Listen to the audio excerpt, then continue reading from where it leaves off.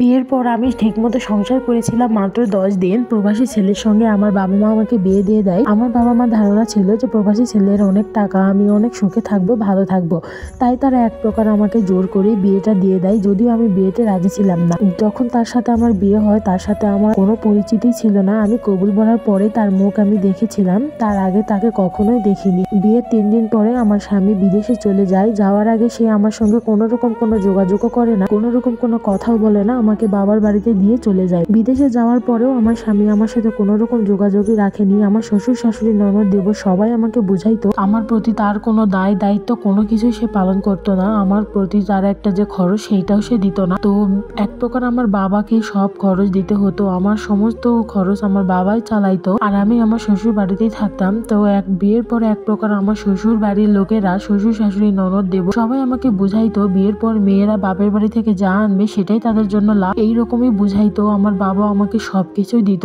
এরকম দেখতে দেখতে প্রায় 5টা মাস চলে যায়। তখন আমার বাবা চেষ্টা করে আমাকে বিদেশে পাঠিয়ে দেওয়ার জন্য। যেহেতু আমার স্বামী আমেরিকাতে একটা চাকরি করতো, তো সেখানে আমার বাবা আমাকে পাঠিয়ে দেওয়ার ব্যবস্থা করে। যদিও আমার শ্বশুর বাড়ির মানুষেরও ব্যবহার খুব একটা ভালো ছিল না, স্বামী তো আমার খোঁজ খবরই রাখতো না। আমার যাওয়ার কোনো ইচ্ছেই ছিল না, কিন্তু আমার বাবা মা চাইতো আমি যেন আমার স্বামীর কাছেই যাই। কিন্তু যেই মানুষটার সঙ্গে আমার কোনো সম্পর্কই নেই, যেই মানুষটা আমার কোনো খোঁজ করে না, কথা বলে না আমার সঙ্গে, তার সঙ্গে আমি কি করব, তার কাছে যেয়ে বা কি করব। যদিও আমার বাবা অনেক প্রভাবশালী একজন লোক, তার টাকা পয়সারও কোনো অভাব ছিল না, কিন্তু তবুও কেন যে সে এমন একটা ছেলের সঙ্গে আমাকে বিয়ে দিল আমি এটাই বুঝতে পারি না। তারপর বাবার অনেক জেদাজেদিতে আমি চলে যাই বিদেশে। বাবা আমাকে পাসপোর্ট ভিসা সবই করে দেয়। সবকিছু নিয়ে আমি একা বিদেশে যাই। আমি এত বড় লং জার্নি করতেছিলাম, তবুও সে আমাকে কোনো খোঁজ দেয়নি, খবর নেয়নি, আমাকে ফোন পর্যন্ত দেয়নি। তারপর তার ঠিকানা পর্যন্ত আমি চলে যাই। ওখানে যাওয়ার পরে অচেনা জায়গা, অচেনা শহর, নিজেকে মানিয়ে নিতে খুব বেশি কষ্ট হচ্ছিল, ঠিক মতো মানাতেও পারছিলাম না। তো কিছুদিন যাওয়ার পরে আমি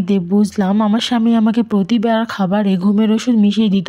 দিন কখন হতো, রাত কখন হতো, আমি কোনো কিছুই বুঝতাম না। এক পলকেই সবকিছু চলে যেত। এভাবে চলতে চলতে একটা সময় আমি খুবই বেশি অসুস্থ হয়ে যাই। তারপর আমার বাবা মার সঙ্গে যখন কথা বলি, তখন তারা বিষয়টি বুঝতে পেরে আমাকে বাংলাদেশে ফিরিয়ে নিয়ে আসে। তো আমি দেশে আসার পরে আমার অনেক চিকিৎসা করে, কিন্তু আমার শ্বশুর বাড়ি থেকে কিংবা আমার স্বামী আমার কোনো খোঁজই রাখেনি এবং আমার কোনো চিকিৎসার টাকা পয়সাও তারা দেয়নি। এরকম দেখতে দেখতে আমার বাবা একটা সময় বুঝতে পারে তার ভুল এবং আমার সঙ্গে তার ডিভোর্স হয়ে যায়। গত মাসে আমাদের ডিভোর্সটা হয়ে যায়, কিন্তু ডিভোর্স হওয়ার পরেও যে সে আমার সঙ্গে কোনো কথা বলবে বা ডিভোর্স হওয়ার আগে যে সে আমার সঙ্গে কিছু বলতে চায়, এমনটা কোনো কিছুই সে করেনি। তারপর একটা সময় আমার ডিভোর্সের 10 দিন পরেই জানতে পারি আমার স্বামী দেশে ফিরে এসেছে, এবং দেশে ফিরে এসে তার 14 বছরের সম্পর্কের একজন গার্লফ্রেন্ড ছিল।